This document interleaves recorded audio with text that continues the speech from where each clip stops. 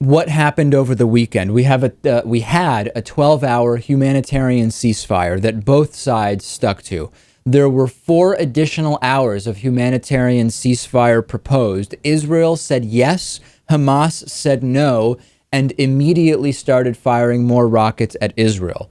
12 additional hours of ceasefire were proposed on Saturday. Israel said yes, Hamas chose to instead keep firing rockets. And then on Sunday afternoon, Hamas backtracked on that earlier rejection and ignoring of the ceasefire and said, well, what if we do a 24-hour truce starting at 2 p.m. local time? Israel rejected that, and the fighting continued. And what people may not understand here, and this is, I think, the key thing that is being missed, Hamas leaders have no incentive to stop the rockets or to push for peace, because Hamas leaders have gotten very, very rich. They are either 40 feet underground in Gaza, or they are in Qatar, or they are in other countries, and they have gotten so rich off of the arms trade going through these tunnels, the building of which has resulted in more than 160 Palestinian kids dying.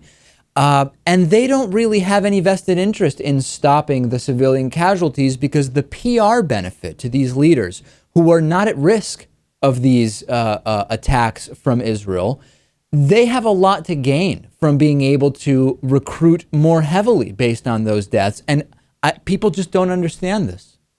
And I wonder how many people in Palestine are actively campaigning to try and get this information to the Palestinian people, because you have to assume that a lot of them are completely in the dark as to all of this. The civilian casualties that are happening on the Palestinian side are horrible. They are atrocious, and they need to stop right away. But for those who email me saying, David, Israel is just trying to kill more and more civilians, if Israel wanted to kill Palestinian civilians, the death toll would be orders of magnitude higher. And this is the main point. When I talk to the right-wingers and the left-wingers on this issue, they have a completely one-sided view that does not consider the realities on the ground. No one can argue that Israel's military isn't strong, that they're not using real weapons here. But to say that the broad goal is to kill Palestinians is ridiculous. And I remember, Lewis, the Golda Meir quote,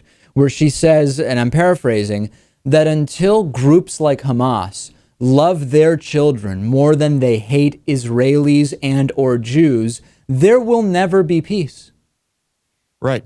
I think that pretty much sums it up. I mean, clearly, if Israel wanted to destroy Palestine, that could happen in a matter of hours. And why are the Israelis, the only ones agreeing to ceasefires here? Remember that Hamas tells civilians who want to leave when Israel says that strikes are coming. Hamas tells those civilians not to leave. Remember that Hamas even killed fellow Muslim Palestinians for being supporters of the more secular Fatah and Mahmoud Abbas. There is a huge PR benefit to what Hamas is doing, and the interest is not to save Palestinian lives.